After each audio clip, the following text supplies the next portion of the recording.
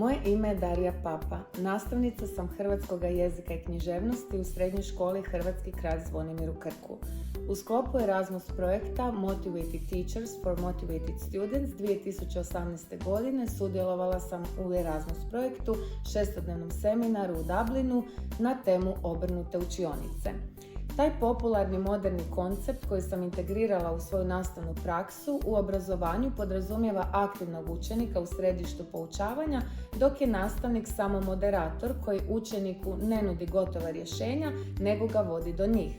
Najjednostavnije rečeno, domaću zadaću učenik tako ne piše kod kuće, već ju radi u školi, potaknut diskusijama, projektima i aktivnostima koje vodi nastavnik kao moderator. Sve naučeno, brojna znanja o digitalnim alatima i novim pristupima primijenila sam tijekom nastave na daljinu, online nastave, kao i tijekom nastave uživo, što smatram velikim dobitkom. Dodatna vrijednost također su i poznanstva s brojnim kolegama iz cijele Europe, Finske, Njemačke, Austrije, Grčke, Španjolske, kao i usavršavanje engleskog jezika. Ovakva iskustva preporučujem svima. Moje iskustvo rada na Erasmus Plus projektima vezano je uz projekt Start Your Own Business, kojeg smo mi kao škola koordinator realizirali sa još 4 škole iz Portugala, Poljske, Njemačke i Estonije. Cilj projekta bila je izrada multimedijalnih priručnika za nastavnike i učenike koji pokrivaju tematiku osnivanja i vođenja malog poduzeća. Priručnici su namijenjeni nastavnicima i učenicima neekonomskih zanimanja. Rad na ovom projektu za mene je bio jedno novo i poticajno iskustvo. Upoznala sam kolege profesore s različitih strana kontinenta, posjetila njihove škole, upoznala njihove učenike, družili smo se, usavršavali engleski. U svakom slučaju jedno iskustvo koje bih preporučila svim kolegama profesorima.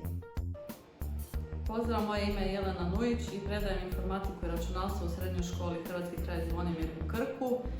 U sklopu Erasmus Plus projekta, odnosno Europass Teacher Akademija, prošle godine od 25. do 30. listopada imala sam priliku sudjelovati na tečaju koji se održava u Dublinu na temu Tablet and Smartphones, Using Mobile Device and Education Tools. U sklopu tečaja imali smo priliku upoznati i unaprijediti znanja iz raznih mobilnih alata kako bi na taj način poboljšali izvođenje nastave. Također u sklopu projekta, odnosno Erasmus Plus K2 projekta, imala sam priliku biti pratnja učenicima u mobilnosti na projektu To Be or Not To Be u Rumunjskoj i Poljskoj. Projekt se odvijao od 2019. godine i započeo je u Sloveniji kao zemlji koordinatorici, a završio je ove godine u svibnju ovdje kod nas u Hrvatskoj. Osim Slovenije i Hrvatske sudjelovale su još škole iz zemalja Rumunjske, Poljske i Portugala. Tema projekta su bile pčele i njihovo očuvanje, kako i očuvanje ekosustava gdje pčele obitavaju. Pa su tako učenici prilikom projekta i raznih mobilnosti imali priliku sudjelovati u raznim interaktivnim aktivnostima poput izrade svijeća od voska, mikroskopski gledati pčele, pelud i razne medonosne biljke. Također su imali priliku i vidjeti kako funkcionira pčelarstvo svake pojedine zemlje i život pčele unutar košnice. Kolaboracija je tu među različitim predmetima, pa tako su uključeni biologija, prirodne znanosti, strani jezici, geografija i povijest. Mislim da su učenici naše škole dobili jako puno sudjelujući u ovim projektima. Imali su priliku osnažiti svoje znanje iz stranih jezika, prije svega naravno engleskog jezika, ali isto tako osnažiti nekakve svoje vještine govorništva.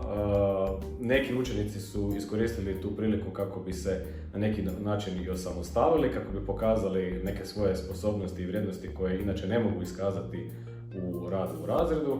Tako da mislim da program Erasmus, kad mu se zbroje sve prednosti i nedostaci, u stvari ima puno prednosti, a nedostaci su zanemarivi i ja se nadam da će naša škola nastaviti aktivno sudjelovati u Erasmus projektima i da će učenici i dalje rado u njima sudjelovati. Lijep pozdrav iz srednje škole Hrvatski kralj Zvonimir iz Krka. Jedna smo od najuspješnijih Erasmus škola. Naša škola može se pohvaliti sa dugom tradicijom. Krenuli smo 2014. sa virtualnom suradnjom kroz e-twinning projekt. Naš prvi e-twinning projekt zvao se Tourism and Social Entrepreneurship i iako je to bio prvi, to je bio i naš najuspješniji e-twinning projekt koji je nagrađen nacionalnom nagradom Komet u kategoriji srednjih škola. Godinu nakon toga, znači 2016. naša učenica Mateja Velnić, učenica hoteljersko-turističkog smjera, bila je prva e-twinning ambasadorica. Nakon virtualne suradnje sa partnerskim školama zemalja Europske unije, krenuli smo u mobilnosti s učenicima i sa nastavnicima. Naši su učenici krenuli u Portugal, tamo su obavljali stručnu praksu i to su bili učenici usmjerenja kuhar konobar i hoteljerski turistički tehničar. Iznimno dobra suradnja sa gospodarskim objektima u Portugalu ponukali su nas da nastavimo takav oblik usavršavanja i obrazovanja naših mladih, pa smo do danas kroz razne projekte i strateških partnerstava, ali i obavljanja stručne prakse odradili 180 mobilnosti učenika.